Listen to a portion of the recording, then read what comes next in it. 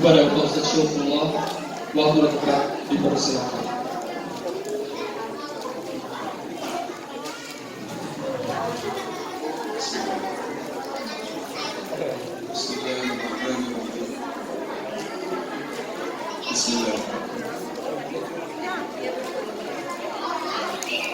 Assalamualaikum warahmatullahi wabarakatuh.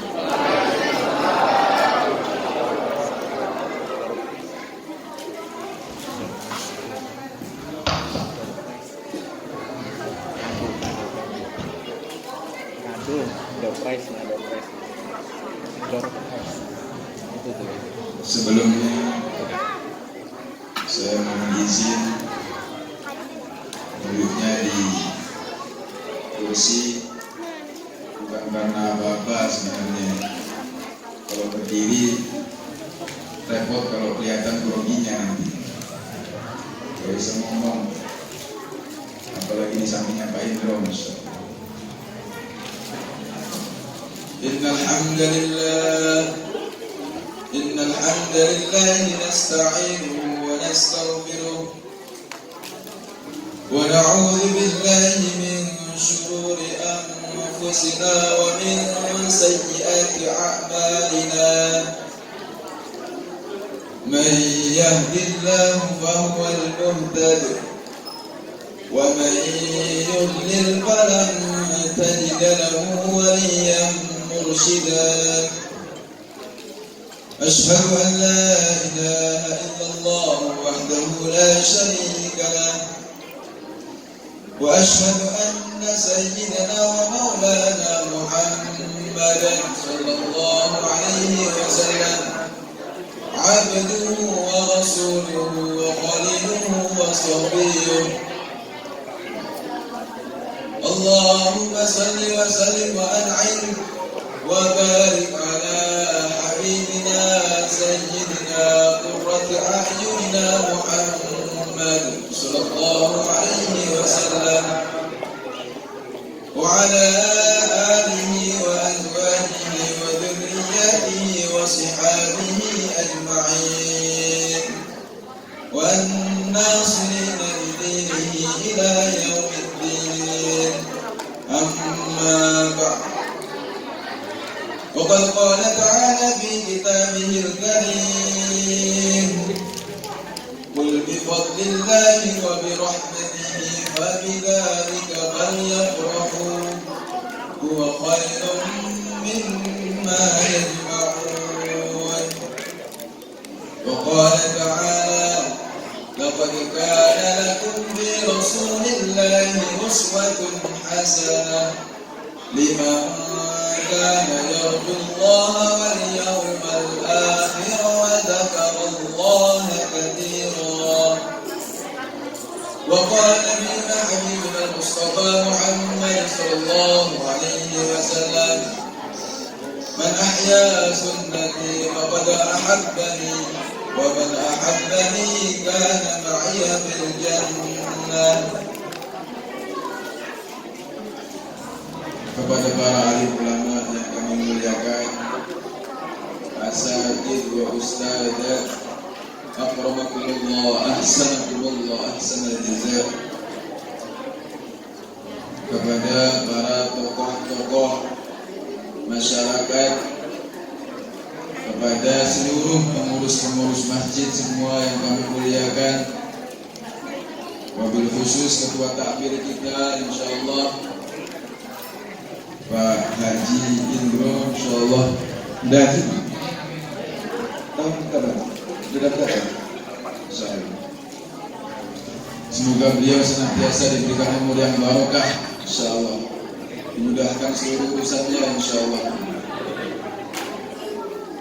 Teman-teman semuanya, jamaah semua, bapak, ibu-ibu semua, anak-anak kami, adik-adik kami semuanya yang soleh-solehah semua, insyaallah.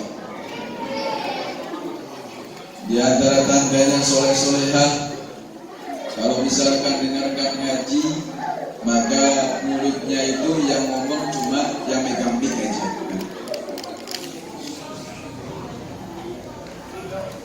Hadirin semuanya, bapak-bapak, ibu-ibu semuanya,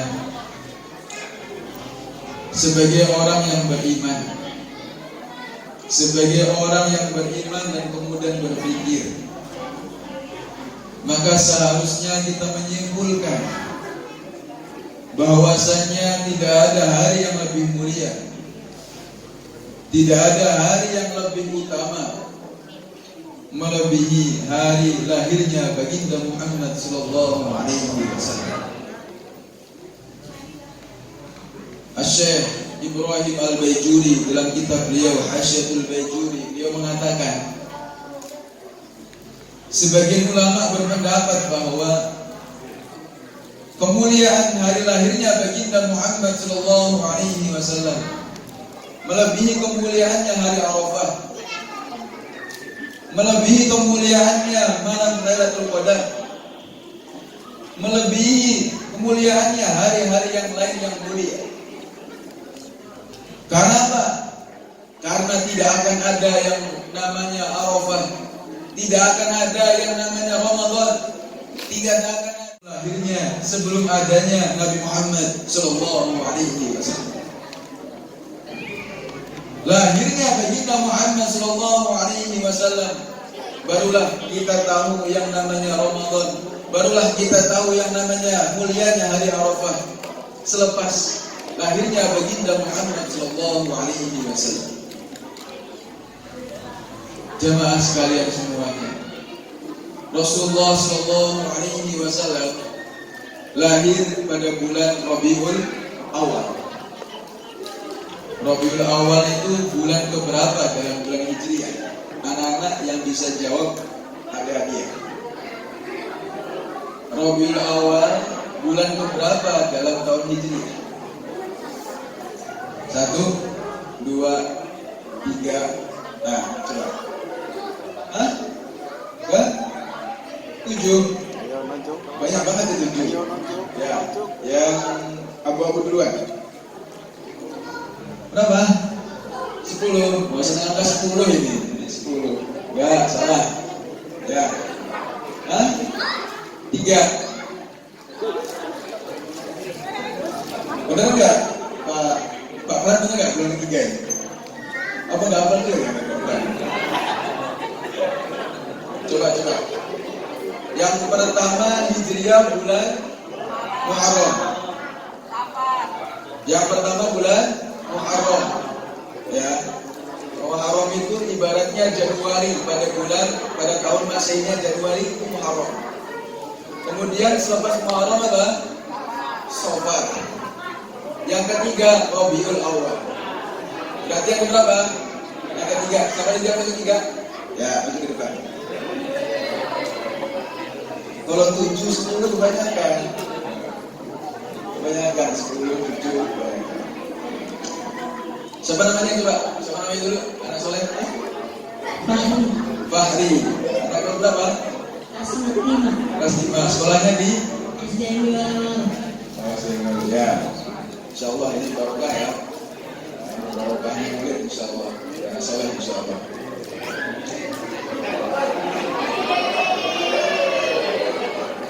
Masih ada banyak insyaallah. Ini juga semua menjadi hadiah semua insyaallah. Nabi sallallahu alaihi wasallam dilahirkan pada bulan Rabiul Awal, bulan ke-3 daripada tahun Hijriah. Tanggalnya adalah tanggal 12 Rabiul Awal. Harinya adalah hari Senin. Hadirin semuanya, Bapak Ibu semuanya, waktu zaman dahulu orang-orang Arab waktu itu sebelum lahirnya Muhammad, maka mereka itu sudah mengetahui kemuliaan-kemuliaan bulan Muharram, sudah mengetahui kemuliaan-kemuliaan bulan Dzulhijjah. Karena bulan-bulan Muharram sampai Dzulhijjah itu sudah ada semenjak Nabi Adam. Maka orang-orang sebelum Nabi Muhammad pun merasakan Muharram, Safar, Rabiul Awal. Mereka tahunya bulan yang mulia itu Muharram, Dzulhijjah, Ramadan. Itu tahunya mereka bulan-bulan yang mulia itu. Rabiul Awal itu dipandang sebelah mata oleh mereka. Begitupun Hari Senin itu pandangan mereka itu biasa saja hari Senin itu. Kalau misalkan hari Sabtu, mereka tahu hari Sabtu itu hari yang mulia karena hari Sabtu itu pernah menjadi hari rayanya, hari ibadahnya orang-orang Yahudi. Hari Minggu, mereka tahu kemuliaannya hari Minggu karena apa? Karena menjadi hari ibadahnya orang-orang Nasrani. Akan tetapi kalau hari Senin itu gak mulia belas, gak mulia sama sekali waktu itu di kalangan orang-orang. Maka baginda Muhammad sallallahu alaihi wasallam lahir. Rasulullah sallallahu alaihi wasallam mulia, kata para ulama. Mulianya bukan karena bulan lahirnya, mulianya bukan karena hari lahirnya, mulianya bukan karena bangsanya, akan tetapi sebaliknya, semua yang terkait dengan baginda Rasulullah sallallahu alaihi wasallam menjadi bulan yang mulia, menjadi sesuatu yang mulia. Bulannya menjadi yang mulia karena bulan lahirnya Rasulullah sallallahu alaihi wasallam. Harinya menjadi hari yang mulia karena hari lahirnya Nabi Muhammad sallallahu alaihi wasallam. Bangsanya menjadi bangsa yang mulia karena menjadi bangsa Nabi Muhammad sallallahu alaihi wasallam. Itulah kemuliaan Nabi Muhammad sallallahu alaihi wasallam, murni karena beliaunya, bukan karena selainnya. Bapak, ibu-ibu semua, jamaah semua, teman-teman semuanya, mari kita bersyukur kepada Allah Subhanahu wa taala dijadikan umat baginda Muhammad sallallahu alaihi wasallam. Kita pernah enggak selama ini minta menjadi umat Muhammad, pernah enggak? Kita sebelum lahir ataupun orang tua kita, coba kita tanya, pernah enggak? Ya Allah, jadikanlah saya sebagai umat Muhammad, ya Allah pilihlah saya sebagai umat Muhammad. Insya Allah tidak ada yang doa seperti itu. Insya Allah tidak ada usaha seperti itu. Kita lahir, orang tua kita lahir, bahkan kakek kali kita lahir itu loh sudah menjadi umat Muhammad sallallahu alaihi wasallam. Orang-orang dahulu itu susah payah. Orang-orang dahulu sebelum Nabi Muhammad, Nabi Isa, Nabi Musa, Nabi-Nabi terdahulu susah payah berdoa kepada Allah, menaiki kepada Allah, ya Allah jadikan kami umat Muhammad ya Allah. Karena apa? Karena kemuliaan Nabi Muhammad, cita-cita Nabi Muhammad itu sudah ada di dalam kitab-kitab suci dahulu mereka.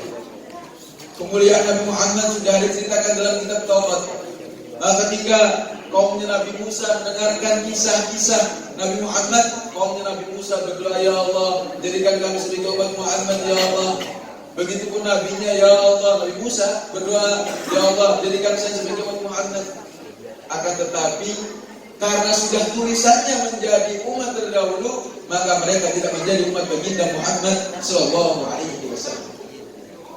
Akan tetapi nanti ada satu orang, ada satu nabi, satu rasul yang padahal adalah seorang nabi terdahulu, rasul terdahulu, akan tetapi diizinkan menjadi umat baginda Muhammad sallallahu alaihi wasallam.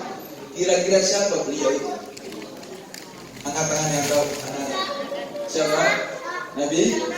Ya, Nabi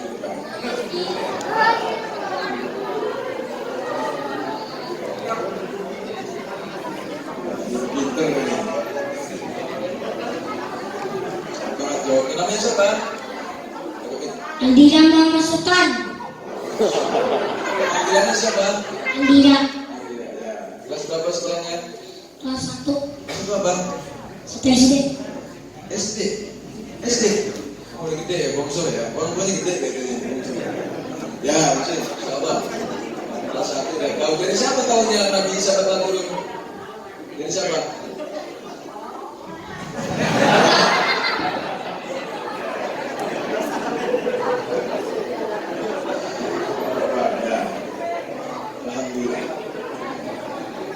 Jadi nanti itu Nabi Isa alaihissalam akan diturunkan lagi ke atas muka bumi ini menjadi umat baginda Muhammad sallallahu alaihi wasallam.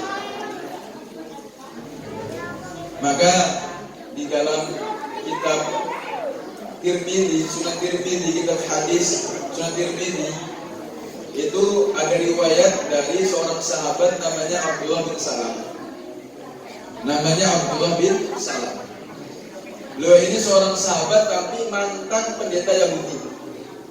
Kadang-kadang ada orang Islam mantan pendeta itu dari zaman dulu udah banyak.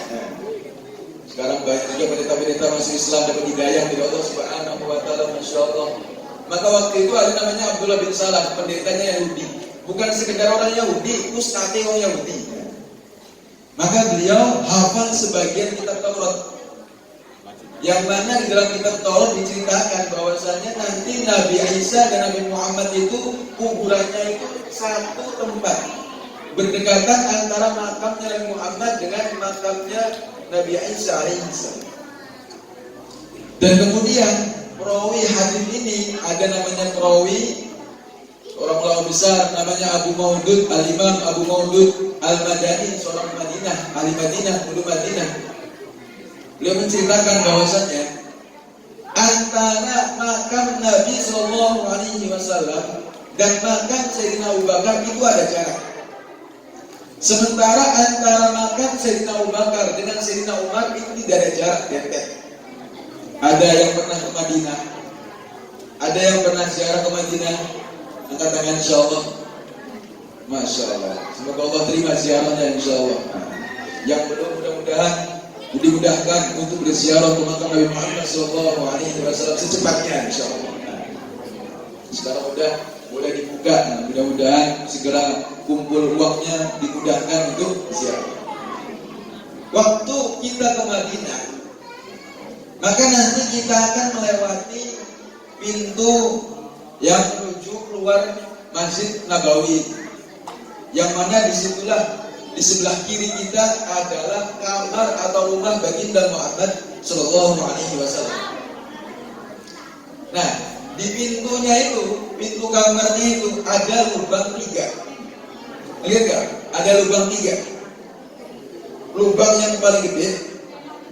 Kemudian ada lubang 2 yang kecil-kecil, lebih kecil dari yang sini. Yang mana lubang yang gede ini ada jarak dengan lubang yang 2 yang kecil-kecil. Lah dulu itu kita bisa diizinkan untuk menengok ke dalam. Kalau misalkan kita bisa nengok ke dalam, yang besar itu kita akan langsung melihat makam yang mulia Nabi Muhammad Sallallahu Alaihi Wasallam. Masya Allah. Nah kemudian yang 2 ini yang kecil-kecil ini adalah kita akan melihat makamnya Sayyidina Abu Bakar dan Sayyidina Umar radhiyallahu anhu. Lah itu ada jarak antara makamnya Rasulullah dengan Abu Bakar, dan itulah nanti yang akan menjadi makamnya Nabi Isa alaihissalam. Masya Allah. Jadi orangnya itu masih disimpan Allah Subhanahu wa taala di langit sana, tapi sudah diceritakan tentang nanti kuburannya di mana, itulah tempatnya di sini. Nabi Isa alaihissalam nanti akan turun ke atas muka bumi ini. Beliau akan menikah juga. Beberapa tahun beliau tinggal, beliau akan menikah, sempat punya anak juga. Dan kemudian beliau wafat. Yang jelas beliau turun bukan menjadi nabi, akan tapi beliau turun menjadi umat baginda Muhammad Sallallahu Alaihi Wasallam. Beliaulah yang akan membantu kita waktu itu membasmi, menghancurkan fitnah yang luar biasa, fitnah Al-Masih Ad-Dajjal. Maka Dajjal itu gak ada yang bisa mengalahkan Dajjal. Sekuat apapun dia, sehebat apapun dia, gak akan ada yang bisa. Bagaimana bisa mengalahkan Dajjal? Kalau misalkan dari segi materi, dia tunjuk awan langsung turun hujan. Jadi kalau misalkan tadi itu hujan tadi itu, nah itu kalau misalkan Dajjal sekali tunjuk langsung turun tadi itu. Kalau misalkan dia mau suruh berhenti. Begitu luar biasa kekuatan yang memang Allah berikan kepada dia sebagai ujian akhir waktu itu. Karena orang itu kan diuji dan semakin ujiannya semakin akhir semakin berat. Namanya ujian akhir itu mesti lebih berat daripada ujian sebelumnya. Semesteran itu masih kecil lah. Nah, kalau pengujian akhir itu, masya Allah beratnya, masya Allah. Maka para ulama kita kalau misalkan ngaji fitnah yang luar biasa seperti itu, semoga Allah Subhanahu wa taala tidak mempertemukan kita dengan fitnah yang luar biasa itu. Amin ya rabbal alamin. Repot kita. Kadang-kadang jangankan yang besar-besar seperti itu sihirnya, fitnahnya, yang kecil-kecil aja kita kadang-kadang udah kalah kita. Ya, kadang-kadang udah kalah kita. Maka itu saking inginnya umat-umat terdahulu, Saking inginnya nabi-nabi terdahulu menjadi umat Muhammad sampai seperti itu, dan ternyata yang diizinkan hanya satu, Nabi Isa. Lah kita ini loh bukan siapa-siapa. Kita ini adalah orang yang lemah, orang yang penuh kekurangan, kok menjadi umat Muhammad sallallahu alaihi wasallam. Maka ini adalah nikmat yang luar biasa dari Allah Subhanahu wa taala. Alhamdulillah. Ada orang syukuran karena kambingnya lahiran. Biasa, kadang-kadang orang Jawa bagi-bagi berkat. Oh, ini kenapa bagi-bagi berkat ini? Kambing saya udah lahiran. Alhamdulillah, anaknya 3. Biasanya 2. Ini udah sekian tahun, jadi 3 pengalaman, udah 3 sekarang. Syukuran, bagi-bagi makan kemana-mana. Ketika lahir anak kita syukuran. Ya, ketika syukur, anak kita lahir, kita syukuran, bagi-bagi makanan.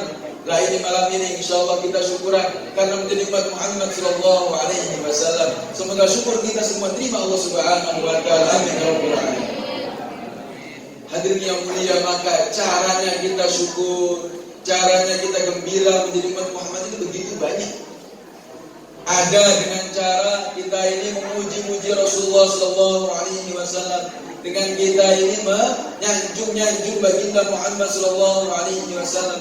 Di antara orang itu senang dengan seseorang, cinta dengan seseorang, di antara tandanya dia sering muji-muji orang tersebut biasanya. Seorang suami senang dengan istrinya, mencintai istrinya, maka dia akan memuji-muji istrinya. Masakannya yang kelihatannya keasinan itu loh, wis rapopo lah. Bojoku wis loro-loro dalam keadaan sakit gigi masih masak, wis rapopo kasih rapopo. Rasanya masih lezat kok. Seenak masakan chef-chef yang terkenal itu. Karena apa? Saking cintanya kepada istrinya. Kita cinta kepada Rasulullah sallallahu alaihi wasallam, maka di antara buktinya cinta, buktinya menampakkan cintanya adalah dengan memuji-muji baginda Rasulullah sallallahu alaihi wasallam. Rasulullah ketika beliau pindah dari kota Mekah ke kota Madinah, maka orang-orang Madinah senang, maka orang-orang Madinah bergembira. Orang-orang mudanya, orang-orang tuanya, anak-anaknya, laki-lakinya, ibu-ibunya, semuanya berkumpul di perbatasan Madinah. Semuanya menyambut baginda Rasulullah sallallahu alaihi wasallam. Muji-muji Rasulullah. Tala'al badru alaina min thaniyatil wada' wajaba syukru alaina mada'a lillahi da'. Buatannya para sahabat. Itu bukan buatannya karangannya orang-orang sekarang, bukan buatannya Sulis, Opik, apa segala macam, enggak. Itu buatannya sahabat, bahannya para sahabat, syair yang dibuat para sahabat ketika menampakkan gembiranya mereka dengan kehadiran baginda Rasulullah sallallahu alaihi wasallam. Coba kita bareng-bareng. Tala'al badru alaina min thaniyatil wada' wajaba syukru alaina mada'a lillahi da'. Telah terbit bulan purnama ke atas kami. Terbitnya, munculnya adalah dari lembah Thaniyatul Wada'. Saya tanya sekarang, Rasulullah ketika beliau hijrah dari Mekah ke Madinah, itu pada siang hari atau pada malam hari kira-kira? Hah? Siang hari atau malam hari? Anak-anak ada yang tahu? Jawabannya cuma 2. Kalau misalkan sudah salah kita. Kalau nggak siang malam, kalau nggak malam, berarti kalau siangnya ada batal. Nggak jadi. Soalnya tadi jam malam salah, jadi kan siang. Nanti tak tanya jam berapanya nanti. Repot lagi nih. Jadi Rasulullah sallallahu alaihi wasallam nyampe ke Madinah itu di siang hari. Akan tetapi kenapa beliau puji-pujinya itu, para sahabat pujinya di bulan purnama, sementara bulan purnama tampaknya malam atau siang hari? Malam hari. Itu berarti pujian Rasulullah sallallahu alaihi wasallam. Min Thaniyatul Wada', munculnya adalah dari Thaniyatul Wada', dari lembah Thaniyatul Wada'. Purnama itu munculnya di langit apa dari lembah? Hah? Kan di langit sana munculnya purnama, kok tiba-tiba muncul purnama dari Baitul Wada, berarti ada yang dikehendaki di sini. Beliaulah Nabi Muhammad SAW. Jadi muji Rasulullah adalah bagian dari syukur kita kepada baginda Rasulullah SAW. Kita sudah sering muji istri kita sudah sering kadang-kadang muji bawahan kita, kerjanya bagus kita puji-puji. Kadang-kadang kita muji bos kita karena kebaikan-kebaikannya. Tapi pernahkah kita muji-muji baginda Rasulullah SAW? Padahal beliau adalah orang yang paling layak dipuji. Namanya saja adalah Muhammad. Apa maknanya Muhammad? Orang yang paling layak dipuji. Dalam ilmu lugah, dalam ilmu bahasa Arab, kalau misalkan sebuah kalimat isim dibentuk dengan menggunakan ada tasdidnya itu di situ, maka maknanya bukan sekedar makna biasa, maknanya adalah makna mubalaghah, makna yang sangat-sangat. Maknanya Rasulullah bukan hanya sekedar orang yang dipuji, bukan orang yang sekedar terpuji saja, akan tetapi manusia yang paling layak dipuji, paling layak dipuji dari kalangan manusia adalah baginda Muhammad sallallahu alaihi wasallam. Maka ada seorang sahabat namanya Hasan bin Thabit. Seorang sahabat namanya Hasan bin Thabit radhiyallahu anhu. Beliau ini dikenal sebagai seorang penyair ulun. Sering membuat syair-syair baik di masa sebelum Islam maupun setelah Islam terkenal. Maka dia pun selepas masuk Islam menjadi penyair juga. Enggak kerasa kadang-kadang dari mulutnya itu tiba-tiba muncul syair-syair yang luar biasa. Saking luar biasa syairnya, itu kalau misalkan unta yang lemes, unta yang capek itu diperdengarkan syairnya langsung lari kencang gitu. Yang paham syairnya itu bukan manusia aja, sampai hewan pun bisa merasakan begitu hebat syairnya itu. Kalau misalkan mau perang, orang-orang Islam para sahabat bersama Rasulullah mau perang melawan orang-orang kafir, maka orang lain suruh menyiapkan kudanya, orang lain suruh menyiapkan pedangnya, orang lain suruh menyiapkan busur panahnya. Hasan bin Thabit beda tugasnya. Hasan, kamu buat syair. Maka beliau langsung mendengarkan syair-syair yang luar biasa. Begitu diperdengarkan syair beliau, orang-orang kafir itu langsung mentalnya dulu. Orang-orang Islam itu langsung naik semangatnya, orang-orang kafir langsung turun mentalnya. Begitu luar biasa syairnya si Hasan bin Thabit. Maka Hasan bin Thabit begitu gembira melihat Rasulullah SAW, begitu senang beliau memandang wajah baginda Rasulullah SAW, masya Allah, maka langsung keluar dari mulut beliau, wa ahsanu minka lam tarqatu aini, wa ajmalu minka lam talidin nisa'u, khuliqta mubarra'an min kulli aini, ka'annama qad khuliqta kama tasha'u. Anak-anak ada yang hafal tadi? Ada yang hafal tadi? Kalau misalkan ada 1, 2, 3, 4, tak kasih semua. Enggak ada? Ya ada, nanti lagi bukannya. Kata Hasan bin Thabit radhiyallahu anhu, wa ahsanu minka lam tarqatu aini. Orang yang setampan baginda Rasulullah SAW tidak pernah aku melihatnya sebelumnya maupun setelahnya sampai hari kiamat. Gak ada orang yang setampan baginda Rasulullah SAW. Maka sebagian sahabat itu mengatakan, ada sebagian sahabat bercerita, kalau dulu ada seorang nabi yang sangat tampan namanya Nabi Yusuf. Saking tampannya Nabi Yusuf, ketika beliau menampakkan wajah beliau di hadapan wanita-wanita Mesir, maka wanita-wanita Mesir tanpa terasa yang lagi pegang buah, lagi ngiris buah, gak kerasa yang keiris itu bukan buahnya, tapi jari-jarinya berdarah, gak kerasa melihat tampannya Nabi Yusuf. Ada orang zaman sekarang tampannya sampai membuat kita lupa rasanya keiris oleh pisau. Ada ibu-ibu, ada nggak kira-kira orang zaman sekarang yang tampaknya seperti itu? Ada? Belum pernah ketemu kelihatannya.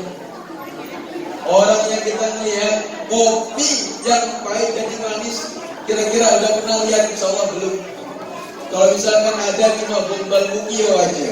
Apa gombal mukio itu? Gombal itu ya cuma kain usang lah gitu. Sebenarnya bukan sesuatu yang aneh, bukan sesuatu yang istimewa. kain musang teman buat saja. Maka Nabi Yusuf adalah seorang yang tampaknya begitu luar biasa sampai orang iris buah nggak kerasa yang iris adalah jari jemarinya. Itu adalah orang yang mandang Nabi Yusuf, kata sebagian sahabat, lah orang yang mandang baginda Rasulullah Shallallahu Alaihi Wasallam sampai hilang nyawa pun nggak kerasa untuk korban itu baginda Muhammad Shallallahu Alaihi Wasallam. Masya Allah. Bagaimana tampannya, bagaimana indahnya wajah beliau. Nanti kita akan saksikan di mahsyar nanti ketika menghadap baginda Rasulullah Shallallahu Alaihi Wasallam. Semuanya mudah-mudahan dikumpulkan bersama Rasulullah Shallallahu Alaihi Wasallam. Amin. Kalau misalkan kita diceritakan seperti ini, ada rindu dalam hati kita, ada rasa ingin bertemu dengan baginda Rasulullah Shallallahu Alaihi Wasallam. Kalau misalkan tidak diceritakan seperti ini, biasa-biasa aja. Ya Rasulullah tampan tapi biasa aja. Bayangannya kayak orang-orang tampan zaman sekarang, tidak, sangat jauh sekali. Maka kemudian beliau melanjutkan daripada syair beliau, wa ajmalu min kalam kalibin nisa'u. Tidak pernah ada lagi ibu yang melahirkan anak terbaik kecuali siapa ibu beliau? Sayyidah Aminah radhiyallahu anha. Maka seandainya ada perlombaan ibu-ibu yang terbaik sepanjang masa, bukan hanya ibu-ibu yang terbaik cuma satu masa, dua masa, akan tapi sepanjang masa dari mulai ibu yang pertama sampai ibu yang terakhir nanti akan dilahirkan. Ibu yang terakhir sebelum hari kiamat nanti ada perlombaan ibu-ibu yang terbaik. Maka ibu yang terbaik beliaulah Sayyidah Aminah radhiyallahu anha, ibunda baginda Muhammad sallallahu alaihi wasallam. Kenapa beliau ibu yang terbaik? Karena telah melahirkan anak yang terbaik, manusia yang terbaik baginda Muhammad sallallahu alaihi wasallam. Khuliqta mubarra'an min kulli 'aibi ka'annama qad khuliqta kama tasha'u. Kata beliau, Nabi Sallallahu Alaihi Wasallam itu diciptakan itu seolah-olah itu beliau itu diciptakan dengan sekehendaknya sendiri, saking sempurnanya, nggak ada kekurangannya sama sekali. Maka seolah-olah itu fisiknya itu diciptakan itu sakara dewi pilih dewi. Nah, digambarkan itu kalau misalkan itu contoh saja, walaupun mungkin sudah kelewat, nah, nggak mungkin. Misalkan kita di dalam alam rahim ibu kita, waktu kita di kandungan kita, kemudian waktu itu waktu penciptaan kita, waktu penciptaan tubuh kita, mata kita, hidung kita. Coba kira-kira kalau misalkan disuruh milih mana mata yang mau pakai di dunia, kira-kira kita milih mata yang bagus apa yang nggak bagus? Mesti mata yang paling bagus mana itu yang nggak diambil. Kemudian disuruh milih mana hidung yang terbagus, maka mesti diambil yang terbagus. Disuruh milih lagi mana kamu kulit yang kamu pakai mana, ambil kulit yang bagus, yang paling bagus. Begitulah Rasulullah Shallallahu Alaihi Wasallam, saking sempurnanya penciptaan beliau, seolah-olah waktu diciptakan pun milih sendiri. Saking semuanya sempurna, dari mulai ujung rambut sampai ujung kuku kaki semuanya sempurna. Itulah baginda Muhammad Shallallahu Alaihi Wasallam. Masya Allah. Sekarang ini setampan-tampannya orang, seganteng-gantengnya orang, sediidola-idolanya orang, mesti ada kekurangannya, mesti. Kelihatannya tampan, kelihatannya wajahnya ganteng putih, tapi matanya agak sipit. Matanya agak sipit, kelihatannya tampan, kelihatannya ganteng, tapi ternyata giginya itu renggang-renggang, ada kekurangannya berarti. Kelihatannya tampan, kelihatannya ganteng, tapi ternyata ketika didekati keringatnya itu bau. Rasulullah Shallallahu Alaihi Wasallam sempurna, tidak ada kekurangannya sama sekali. Memang sengaja Allah ciptakan manusia yang sempurna, itulah baginda Muhammad Shallallahu Alaihi Wasallam. Ujung rambut sampai semuanya yang sempurna. Rambutnya pun bukan rambut yang biasa, rambut yang berkualitas. Maka sampai sekarang rambut beliau itu ada di beberapa tempat di dunia ini, masih ada sampai sekarang. Di antaranya di museum di Turki sana ada museum Topkapi namanya. Ada museum besar di Turki sana namanya museum Topkapi, isinya peninggalan baginda Rasulullah Sallallahu Alaihi Wasallam. Nah kalau misalkan kita penasaran rindu dengan Rasulullah, maka kita bisa datang ke Turki, melihat langsung rambut yang dulu pernah nempel langsung di kepala yang mulia baginda Muhammad Sallallahu Alaihi Wasallam. Umurnya sudah berapa tahun kira-kira itu? Ratusan tahun, ribuan tahun, masih ada sampai sekarang. Kalau misalkan rambut kita ini, rambutnya ibu-ibu itu yang senantiasa disampoin, yang senantiasa dikasih kondisioner semua segala macam, setiap bulan di Jumat rambutnya itu sampai benar-benar pokoknya jadi rambut yang terbaik perasaan dia. Kalau misalkan potong rambut, coba pas potong rambut itu simpen rambutnya. Kira-kira berapa lama rambutnya itu bertahan? Rambut yang kata kita paling bagus tadi itu kira-kira berapa lama? Insya Allah nggak lama itu hancur rambutnya itu. Akan tapi rambutnya Rasulullah SAW sampai sekarang itu masih ada. Saking bagusnya kualitasnya awet sampai ratusan tahun sampai ribuan tahun. Penasaran Ustaz, saya mau lihat rambutnya Rasulullah. Kalau misalkan ke Turki jauh, ini musim pandemi susah lagi untuk perjalanan jauh-jauh. Kalau misalkan ke Jawa, ke Turki, alhamdulillah di Indonesia ini ada. Dulu kami mondok di Magetan, Jawa Timur, tempat putranya Pak Fran mondok. Di sana itu sekarang ada rambut baginda Rasulullah Sallallahu Alaihi Wasallam. Masya Allah. Ceritanya ada orang Malaysia. Ceritanya bisa nyampe ke sana itu ada orang Malaysia. Ada orang Malaysia itu orang alim, seorang ulama, orang soleh. Kemudian beliau juga sekaligus seorang arkeolog Islam. Jadi beliau punya simpan peninggalan Islam, sejarah Islam. Ada pedangnya Sayyidina Husain bin Ali radhiyallahu anhu, banyak replika beliau. Ada sorban Imam Syafi'i radhiyallahu anhu. Sorbannya Imam Syafi'i radhiyallahu anhu yang belum pernah nempel di kepalanya Imam Syafi'i radhiyallahu anhu. Maka ringkasnya itu orang Malaysia tadi, kita kadang-kadang kebayangnya kalau misalkan Malaysia, film-film Malaysia, Upin-Ipin, Bobo itu aja. Ternyata di sana banyak orang-orang ulama besar juga di sana. Maka ada seorang ulama besar ini udah tua, udah sepuh. Beliau ini ingin menitipkan benda-benda ini kepada orang yang tepat. Kira-kira ini siapa? Maka akhirnya beliau istigharah, minta petunjuk kepada Allah. Yang mana waktu itu sudah banyak yang nawar kepada beliau itu. Siapa yang nggak mau? Siapa yang nggak mau sesuatu peninggalan baginda Rasulullah SAW? Orang cinta kepada Indonesia. Maka nanti kalau misalkan ditawarin, kamu mau nggak? Teks asli naskah proklamasi yang pertama kali dibaca oleh Bung Karno, mau nggak kira-kira? Mau banget. Ini sejarah besar, ini sejarah Indonesia.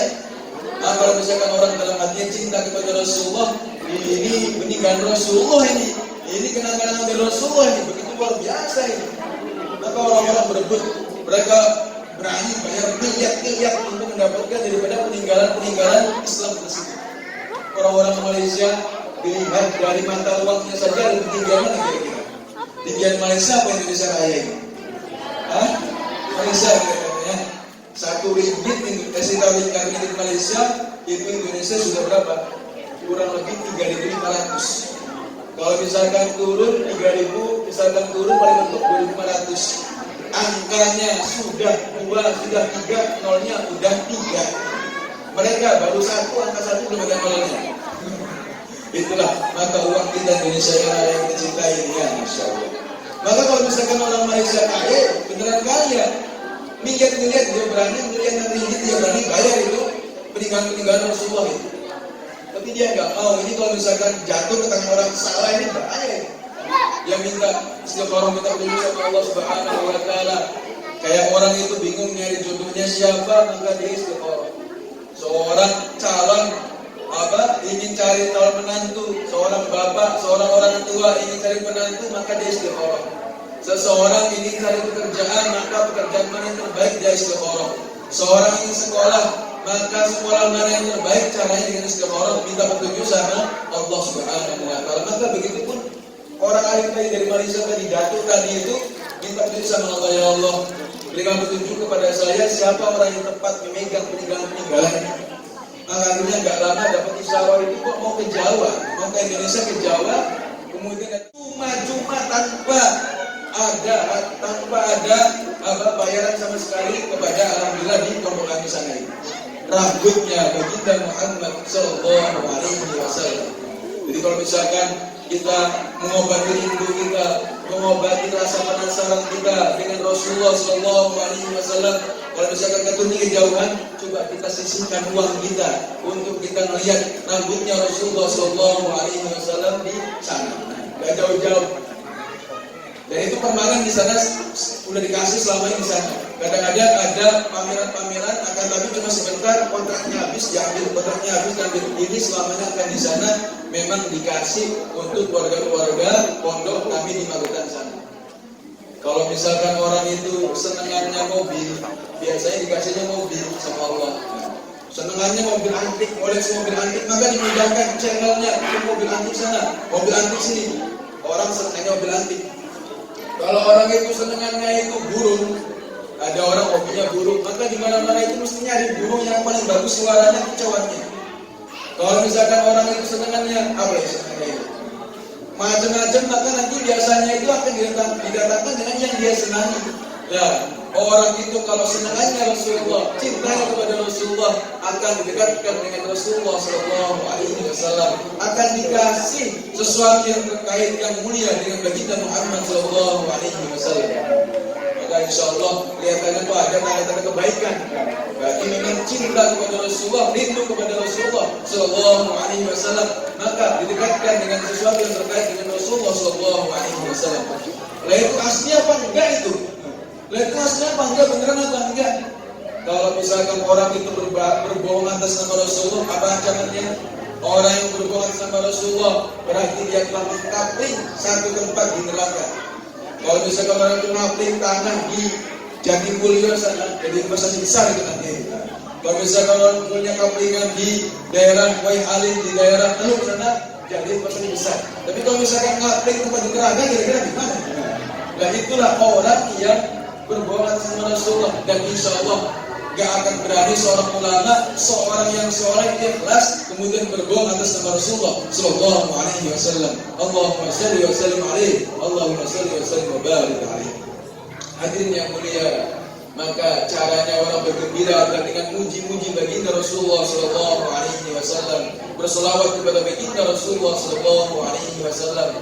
Lah itu Ustaz, ada larangan kita ini memuji Rasulullah berlebihan. Sebagaimana kaumnya Nabi Isa memuji Nabi Isa berlebihan, itu bagaimana?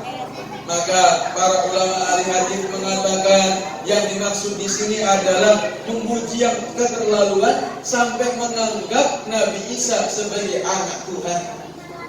Wa qalatil yahudu Uzair ibn Allah wa qalatil nasara al-Masih ibn Allah. Orang-orang Yahudi mengatakan Uzair itu anaknya Allah itu.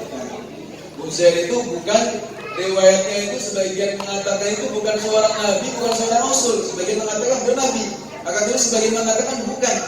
Akan tapi karena beliau hafal kitab Taurat, maka beliau dikatakan kok ini hafal kitab suci, anaknya Tuhan. Saking jarangnya orang yang hafal kitab suci waktu itu.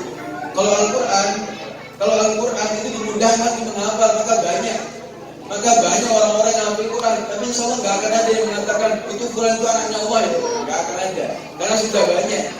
Kenapa kok anaknya Allah hafal Quran ya? Enggak, sudah banyak. Itu kemuliaan Al-Quran sudah dihafalkan. Tapi kalau kita terdahulu sulit dihafalkan, itu sulit. Sehingga kalau misalkan ada yang hafal, oh heran tenang nih, hebat tenang nih. Maka sampai dipuji-puji berlebihan, orang-orang Yahudi mengatakan Uzair anaknya Tuhan itu.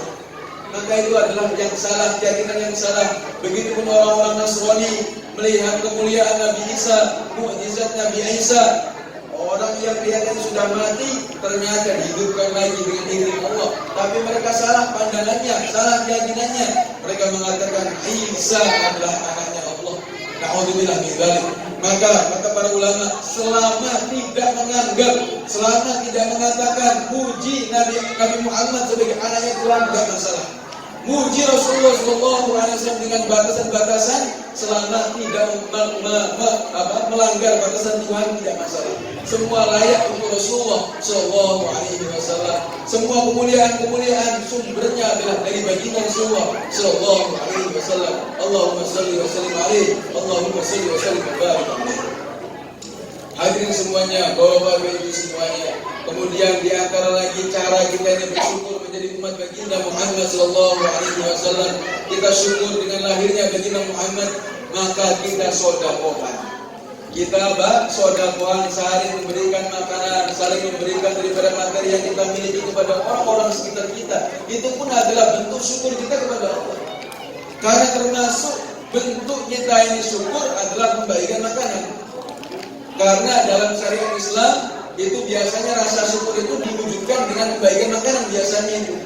Kita syukur acara pernikahannya sukses, acara pernikahannya sudah selesai, jodohnya sudah ketemu anak kita, maka kita bagi-bagi makanan prasmanan. Kita syukur anak kita sudah mau hitanan, maka cara mewujudkannya, cara menampakkannya dengan bagi-bagi makanan. Apa ini? Anak saya sudah mau berani dihitan. Ini ada anak yang belum dihitan ada ini, yang belum disunat ada. Gak berani kayaknya. Maka hitanan kemudian dia syukuran dengan bagi-bagi makanan. Itu pun adalah termasuk syukur. Begitupun kita dengan lahirnya Nabi Muhammad, dengan diutus Nabi Muhammad, kita sebagai umatnya, kita bersyukur pun dengan membagi-bagikan makanan. Maka ada seorang raja yang soleh, seorang raja yang luar biasa pada tahun ke-600 Hijriah, 600-an pertengahan Hijriah. Yang mana beliau inilah orang yang pertama kali mengadakan acara maulid dengan konsep yang seperti ini, dengan konsep membaca sholawat, dengan konsep memuji Rasulullah, kemudian membagi-bagikan makanan, kemudian dengan berdoa kepada Allah.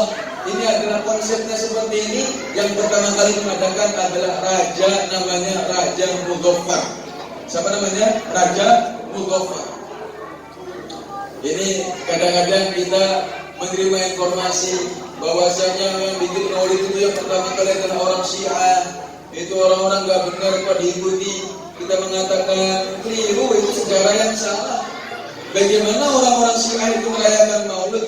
Bagaimana orang Syiah itu bergembira dengan Nabi Muhammad? Wong mereka itu benci dengan Nabi Muhammad kok. Di antara akidah mereka itu mereka mengatakan malaikat Jibril itu salah. Apa kata mereka? Malaikat Jibril itu salah. Lah kalau misalkan malaikat Jibril sudah disalahkan, siapa yang benar kira-kira itu? Malaikat Jibril disalah-salahkan. Kenapa salahnya? Iya, karena datangnya itu kepada Nabi Muhammad, kepada Muhammad, harusnya ngasih wahyu kepada Ali. Dia orang itu saking terlalu mencintai sampai melewati batas cinta yang disyariatkan, maka akhirnya menjadi orang yang salah akhirnya. Kita diperintahkan untuk mencintai sahabat kita, sesama laki-laki. Dalam koridor sahabat kita saling mencintai, saling menghormati. Kalau misalkan sama-sama laki-lakinya kemudian cintanya berlebihan, kira-kira salah apa benar kira-kira? Salah. Antara perempuan pun diperintahkan untuk bersahabat, membangun silaturahim. Kemudian kalau misalkan antara perempuan dengan perempuan cintanya berlebihan, kira-kira salah apa benar? Salah.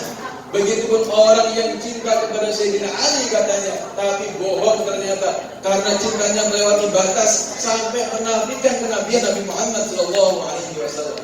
Kata mereka, Al-Quran itu kurang itu bukan 30 juz itu, nanti akan diturunkan nanti sebelum kiamat diturunkan lagi. Jadi menurut mereka Al-Quran itu bukan 30 juz, masih lebih lagi, masih ada siksanya kata mereka. Maka orang seperti itu kok senang Nabi Muhammad. Orang seperti itu kok bermaulid, bergembira dengan lahirnya Muhammad, kok kelihatannya jauh banget, gak mungkin kelihatannya. Maka ada sejarah yang valid, ada sejarah yang betul-betul bisa kita menjawabkan. Di antaranya Al-Imam As-Suyuti radhiyallahu anhu, Al-Imam Asy-Syaukani radhiyallahu anhu, Al-Imam Ibnu Katsir radhiyallahu anhu, mereka meriwayatkan bahwasanya yang pertama kali mengadakan maulid adalah raja yang soleh yang namanya Raja Mudhaffar. Yang mana beliau ini adalah termasuk temannya atau keluarganya Sultan Salahuddin Al-Ayyubi. Kita sering dengar seorang pahlawan besar dalam Islam namanya siapa? Sultan Salahuddin Al-Ayyubi yang membasmi, yang memberantas pasukan salib itu. Maka termasuk yang bantu adalah Raja Mudhaffar. Maka raja ini begitu luar biasa ketika beliau sedekah, ketika beliau acara maulid, kumpulkan semua rakyatnya itu, maka enggak kurang. Ketika acara maulid yang dihidangkan itu enggak kurang dari 5.000 ekor kambing disedekahkan semuanya. 5.000 ekor kambing, ada yang pernah lihat wujudnya 5.000 ekor kambing itu? Nah, itu disedekahkan untuk orang-orang yang kumpul untuk merayakan daripada lahirnya baginda Muhammad sallallahu alaihi wasallam. Enggak kurang dari lebih dari itu, sampai 10.000 ekor ayam disedekahkan untuk apa? Untuk bergembira dengan lahirnya baginda Muhammad sallallahu alaihi wasallam. Di total oleh ahli sejarah, di kitab-kitab sejarah diceritakan kurang lebih beliau ketika mengadakan maulud, ketika beliau mengadakan sedekahan seperti itu, maka kurang lebih beliau habis 300.000 dinar. Biaya yang beliau keluarkan untuk sedekah itu 300.000 dinar. Dan dinar itu mata uang yang enggak mengalami inflasi, masih murni kok, enggak mengalami inflasi, dia stabil. Maka emasnya itu harganya itu stabil. Kalau misalkan sekarang emas adalah katakanlah 1 dinar itu 3 juta. Katakanlah dulu kita pernah beli 1 dinar itu 2,5 juta pada tahun 2010. Nah kurang lebih sekarang sudah diangkat 3 jutaan kurang lebih. Katakanlah kalau misalkan 3 juta dikali 300.000 kira-kira berarti berapa? Pak Iro? Itu nolnya berapa itu? 6 tambah 39 ya? Allahu Akbar. Itu sampai miliar ya? Triliun. Kurang lebih 9 triliun sekali sedekah maulud itu untuk menampakkan gembiranya dengan baginda Muhammad sallallahu alaihi wasallam. Dan insyaallah malam hari ini kumpul orang-orang yang sedekah. Semoga semua ini masih dapat Allah Subhanahu wa taala. Karena niatnya adalah niat yang lurus untuk menggembirakan baginda Rasulullah sallallahu alaihi wasallam.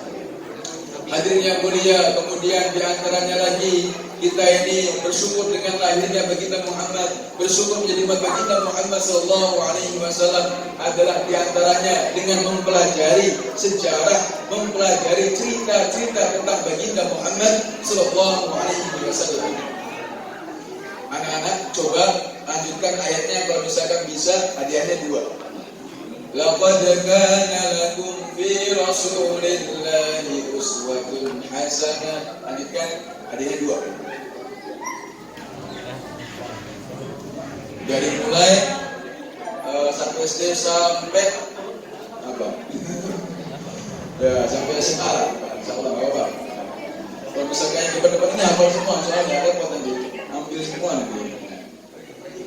Ada 2 hadiahnya ini. Laqad kana lakum fi rasulillahi uswatun hasanah. Itu udah baca tadi. Ada yang bisa? Ada yang bisa? Ada, Masya Allah. Tak ganti, pertanyaan saya ganti. Itu ada di surat apa itu kira-kira? Tahu bingung lagi ya? Ya udah, berarti belum rezekinya. Maka itu pelajaran besar bahwasanya Nabi Shallallahu Alaihi Wasallam di atas muka bumi ini dikirim oleh Allah Subhanahu Wa Taala sebagai pelajaran untuk umat, sebagai suri teladan untuk umat. Maka beliau menjadi Nabi, menjadi Rasul gak lama, hanya berapa tahun? 23 tahun. Akan tetapi cerita beliau, sejarah beliau cukup menjadi pelajaran untuk umat selama ratusan tahun setelahnya, selama ribuan tahun setelahnya sampai hari kiamat. Coba kira-kira 23 tahun umumnya manusia, 23 tahun itu sudah bisa menciptakan sejarah apa? Sudah bisa membuat sejarah apa? Sudah bisa membuat sebuah karya apa untuk umat? Mungkin karyanya hanya untuk satu keluarga, mungkin karyanya hanya cukup satu negara, tapi untuk satu dunia, bahkan untuk beberapa masa setelahnya sampai hari kiamat gak akan ada. Itulah sejarah yang terbaik. Cerita yang terbaik adalah cerita baginda Muhammad sallallahu alaihi wasallam. Akhlak yang terbaik adalah akhlaknya baginda Rasulullah sallallahu alaihi wasallam. Cara mendidik anak yang terbaik adalah cara mendidik anaknya baginda Rasulullah sallallahu alaihi wasallam. Cara menjadi suami yang terbaik adalah cara menjadi suami yang contohkan oleh baginda Rasulullah sallallahu alaihi wasallam. Cara mendidik keluarga yang terbaik adalah cara pendidikan keluarga baginda Muhammad sallallahu alaihi wasallam. Semua yang terkait dengan baginda Rasulullah, sejarah Rasulullah adalah yang terbaik. Di antara ciri kehidupan beliau, di antara ciri daripada keseharian beliau adalah beliau itu kehidupannya begitu sederhana. Beliau itu terkenal orang yang paling zuhud, dan memang beliau adalah orang yang paling zuhud. Maka di dalam kitab Tirmidzi diriwayatkan dalam hadis riwayat Tirmidzi, Suatu hari beliau bercerita, Rasulullah pernah bercerita, tadi Allah Subhanahu wa Ta'ala itu menawari saya gunung-gunung emas, gunung-gunung yang ada di sekitar Mekah ini mau dijadikan emas, kemudian dikasihkan Nabi Muhammad. Kata beliau ceritanya seperti itu. Akan tapi saya nggak mau. Kata Nabi Muhammad, saya nggak mau itu gunung-gunung di Mekah dijadikan emas, saya nggak mau. Kalau misalkan kita dikasih emas segede gunung, jadi kira-kira nolak kira-kira. Dan sekarang orang-orang ngeruk bumi sedalam-dalamnya, walaupun habis itu ilegal, walaupun habis itu kata polisi ntar lagi, poin dulu dapat dulu, walaupun emasnya cuma berapa butir. Lah ini dikasih emas gratis, halal, berkah, langsung dari Allah Subhanahu wa Ta'ala. Nabi Muhammad menolak. Kenapa? Kata Rasulullah SAW, saya ini ingin menjadi orang yang sehari dalam keadaan lapar, sehari dalam keadaan kenyang. Sehingga kalau misalkan saya lapar, saya bisa merengek-rengek kepada Allah Subhanahu wa Ta'ala. Sehingga kalau misalkan saya kenyang, saya bisa bersyukur kepada Allah Subhanahu wa Ta'ala. Kadang-kadang inilah kehidupan yang sudah jauh dari umat baginda Muhammad SAW. Kita nggak tahu tulisan untuk kita ini apa. Kita nggak tahu jatah untuk kita dari langit ini seberapa. Akan tapi maunya enak terus, akan tapi maunya itu dimudahkan terus. Padahal kalau misalkan kita melihat Nabi kita Nabi Muhammad SAW, beliau prinsipnya adalah mau beliau sehari dalam keadaan kenyang, sehari dalam keadaan lapar. Kira-kira ada nggak orang paling miskin? Misalkan di musola ini sampai seperti itu, sehari lapar gak makan, sehari kenyang. Paling itu mentok itu ya sehari makan sekali, itu pun karena sengaja, karena diet. Kenapa kamu makannya sehari diet ini? Sudah 90 kilo ini. Saya mau diet ini. Kalau misalkan sengaja, padahal dia punya kelebihan harta, padahal dia punya kelebihan daripada materi, tapi sengaja itu sederhana, itu sangat jarang.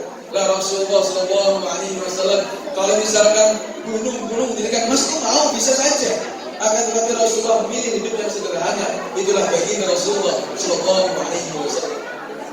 Suatu hari Sayyidina Umar radhiyallahu anhu masuk ke kamar baginda Rasulullah SAW. Sayyidina Umar masuk kamarnya Rasulullah.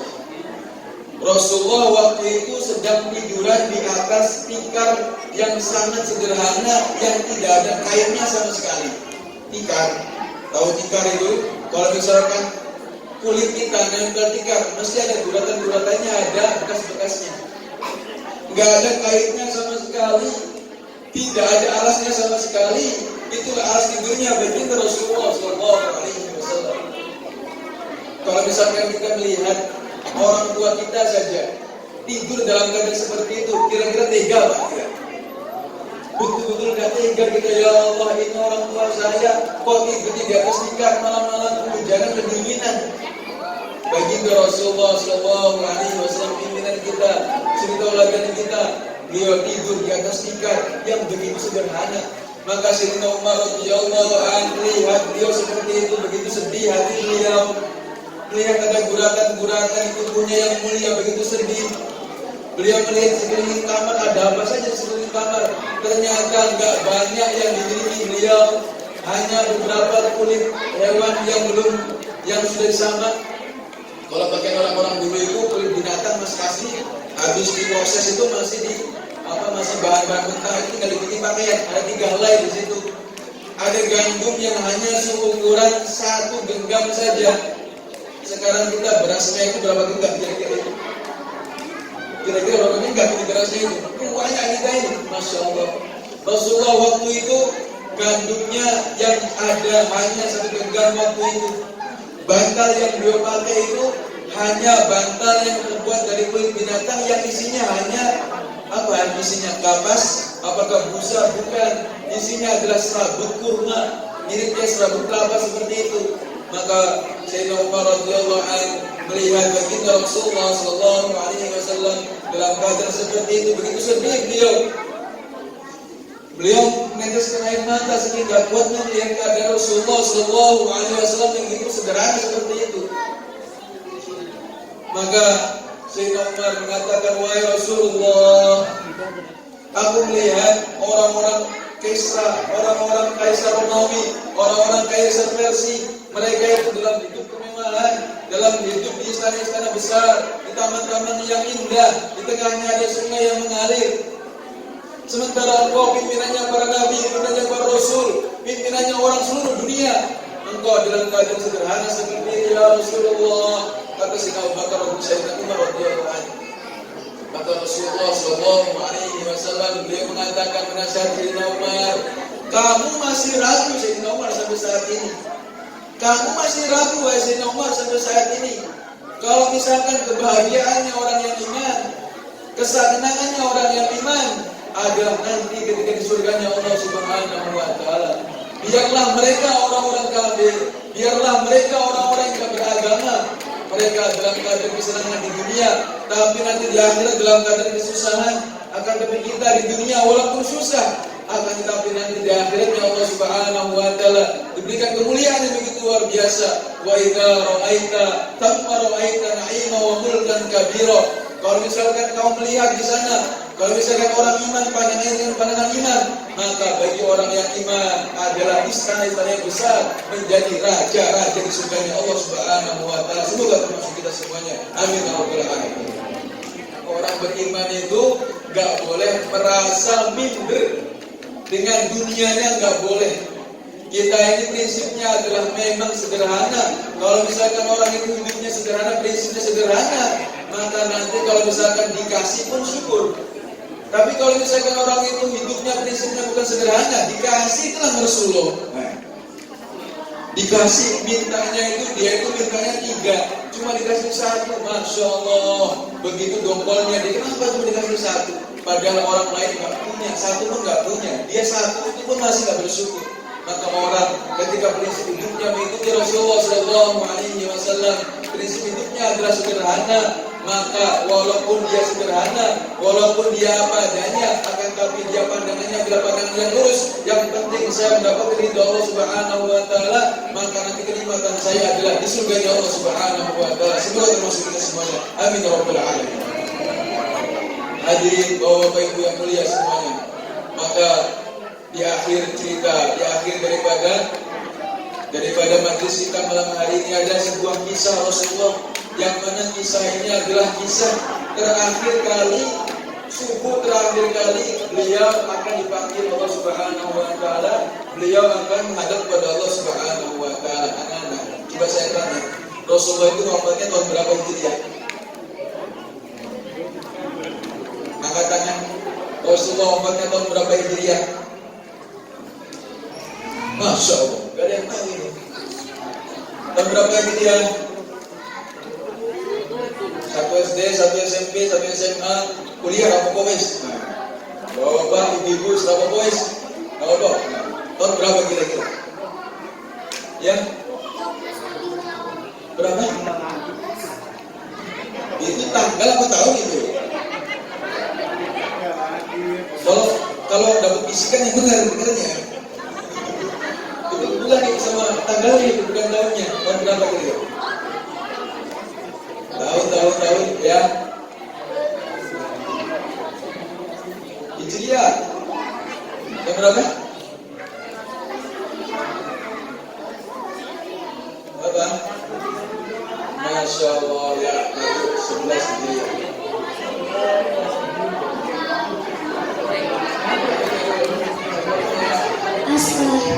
Asro. Ya, sekolah kelas berapa? Kelas 5 SD Al-Azhar. SD Al-Azhar, ya, kemudian sekolah ya, insyaallah ya. Hadiahnya. Tahunnya tahun berapa Hijriah? 11 Hijriah.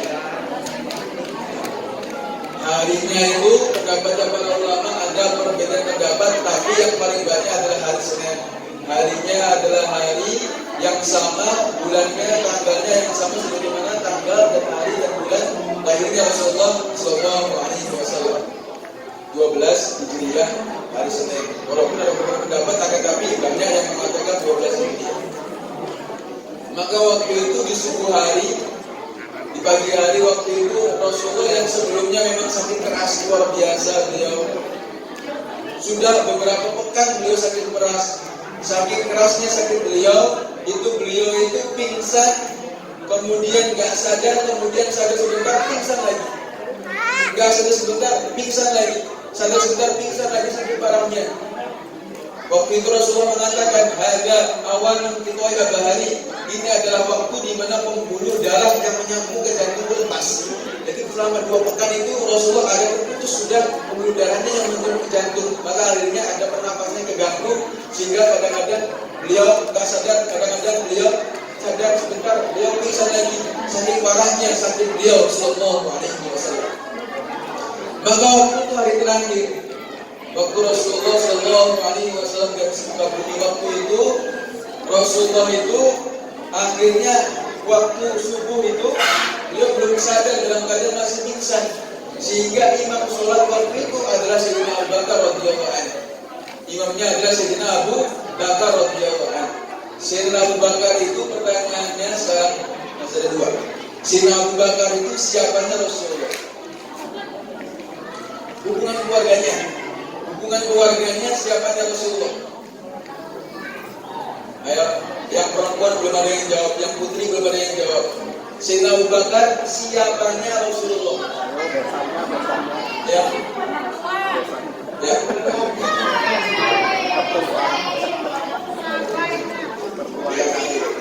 Bisa bantu? Satria. Berapa sekolahnya? Kau tahu Rasulullah Abu Bakar itu mertua Rasulullah? Bisa tahu. Oh, kamu mertua? Apa mertua? Ya, udah paham kalau ibunya kulit paham? Ya, dah. Dah, nih. Kasih. Satria. Kenal. Nah, sekarang pertanyaan selanjutnya. Masih ada 1 pertanyaan selanjutnya. Siapakah putri Sayyidina Abu Bakar yang menikah dengan baginda Rasulullah SAW? Ya. Siapa? Ya. Itu udah jelas banyak itu.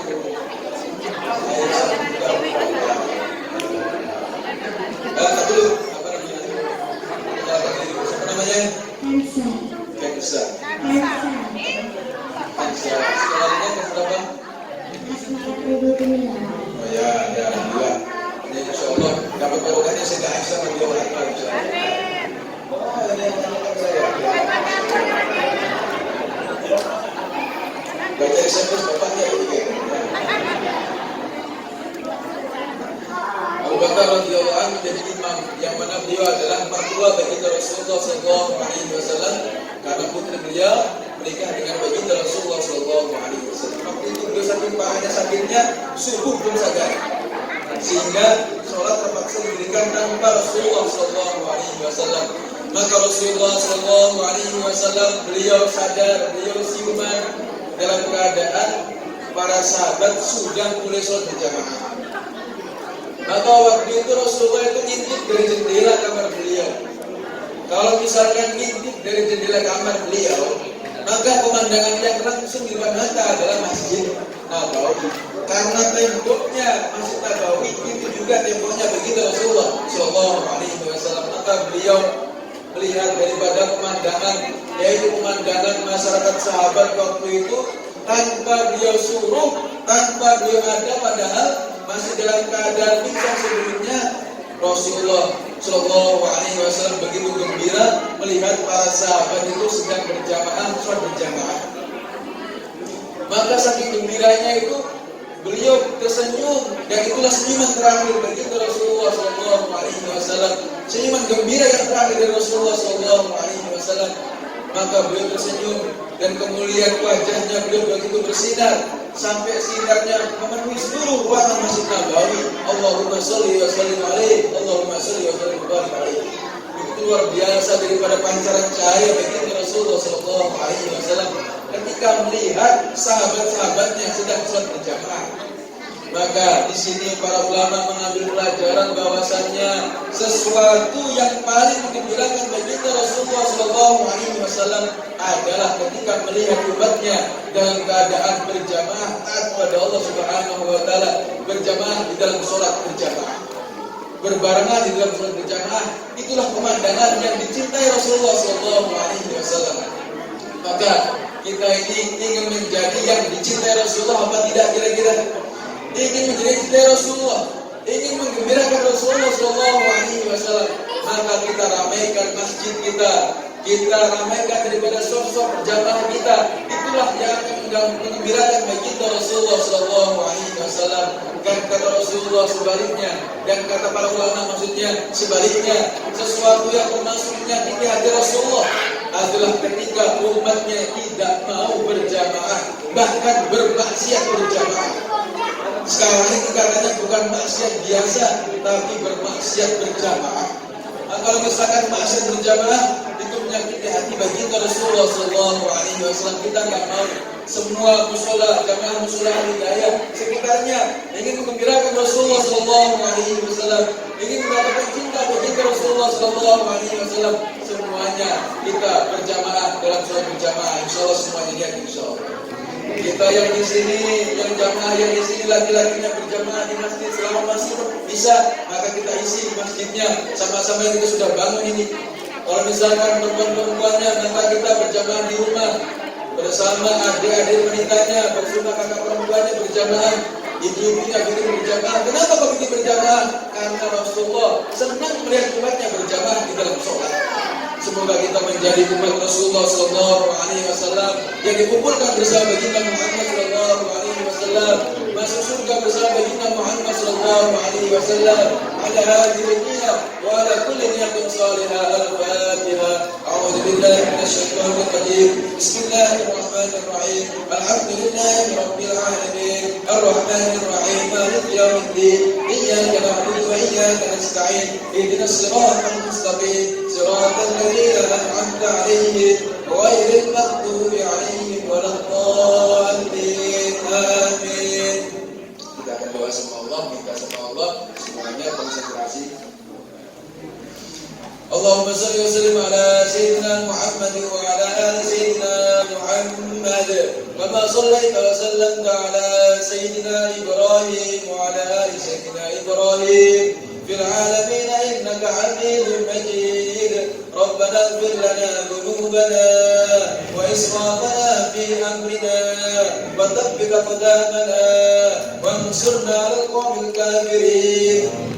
Allahumma ighfir ummat sayyidina Muhammad maghfiratan 'amma. Allahumma ansur ummat sayyidina Muhammad nusratan 'amma. Allahumma arham ummat sayyidina Muhammad rahmatan 'amma. Allahumma aslih ummat sayyidina Muhammad.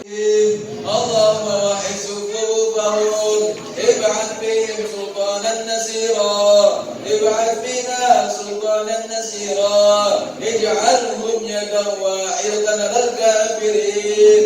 Ya Qawiyyu ya Matin, Ya Hayyu ya Qayyum, ikfina syarral zalimin. Ya Allah ya Rabb kami, ampunilah dosa-dosa kami, dosa kedua orang tua kami ya Allah, dosa guru-guru kami ya Allah, dosa kiai-kiai kami ya Allah, dosa para ulama kami ya Allah, dosa keluarga kami ya Allah, dosa tetangga-tetangga kami ya Allah, dosa umat Islam di seluruh alam ya Allah, dosa yang kecil maupun dosa yang besar, dosa yang tampak maupun dosa yang tersembunyi ya Allah, dosa yang berhubungan dengan hamba-hamba-Mu ya Allah, maupun dosa yang berhubungan langsung dengan Engkau ya Allah. Ampunilah ya Allah, dengan barokahnya Maulid ya Allah, dengan barokahnya baginda Muhammad sallallahu alaihi wasallam, kedua orang tua kami ya Allah, muliakan ya Allah. Kalau misalkan masih hidup ya Allah, berikan umur yang barokah ya Allah, berikan umur yang bermanfaat ya Allah. Jadikan akhirnya adalah husnul khatimah ya Allah. Kalau misalkan sudah meninggal ya Allah, angkatlah derajatnya ya Allah, angkatlah derajatnya ya Allah. Beliaulah yang melahirkan kami ya Allah, beliaulah yang mengenalkan kami bersama mendengarkan kami dengan Rasulullah sallallahu alaihi wasallam ya Allah. Lapangkanlah kuburannya ya Allah, luaskanlah kuburannya ya Allah, jadikan taman-taman surga ya Allah. dengan barokahnya baginda Muhammad sallallahu alaihi wasallam ya Allah. Ya Allah, selesaikan masalah-masalah kami ya Allah. Lunaskan hutang-hutang kami ya Allah. Angkatlah penyakit-penyakit kami ya Allah. Angkatlah musibah di seluruh alam ya Allah. Angkatlah fitnah-fitnah di seluruh alam ya Allah.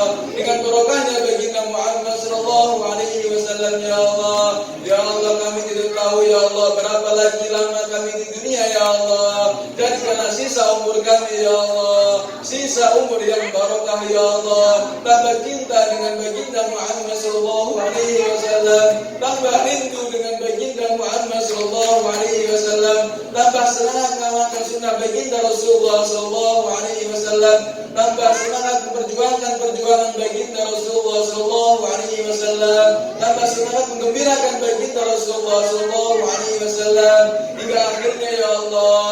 Jadikanlah akhir kami ya Allah, jadikanlah akhir kami ya Allah, akhir yang sangat baik ya Allah, akhir dekat dengan Engkau ya Allah, dekat dengan baginda Rasulullah sallallahu alaihi wasallam, sehingga Engkau ya Allah melayakkan kami ya Allah, mempantaskan kami ya Allah berkumpul dengan baginda Rasulullah sallallahu alaihi wasallam ya Allah, dengan penuh kekurangan kami ya Allah, dengan segala kekurangan kami ya Allah, dengan segala aib-aib kami ya Allah, dengan barokahnya Nabi Muhammad sallallahu alaihi wasallam ya Allah. Kumpulkanlah bersama Rasulullah sallallahu alaihi wasallam, bersama kedua orang tua kami, bersama anak cucu kami, bersama saudara-saudara kami ya Allah, di surga-Mu ya Allah, di surga-Mu ya Allah, dengan ridha-Mu ya Allah.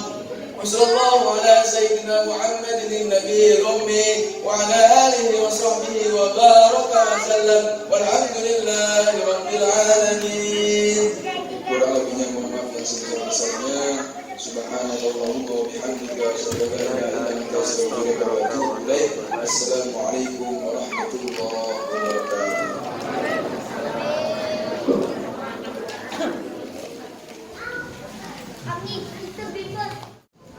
Alhamdulillah, acara-acara telah kita lewati. Semoga ceramah yang telah disampaikan oleh Ustaz Syekhullah bermanfaat bagi kita, semakin menumbuhkan rasa cinta pada Rasulullah SAW. Amin. Alhamdulillah, kita telah memasuki acara terakhir, yaitu penutup. Jamaah rahimahullah. Untuk menutup acara pada malam hari ini, mari kita bersama-sama mengucapkan nafas. Alhamdulillah. Saya Harif Baisila selaku bawa acara mohon maaf apabila segala salah kata dan kebawa salah. Bila kita bermulia, Assalamualaikum warahmatullahi wabarakatuh.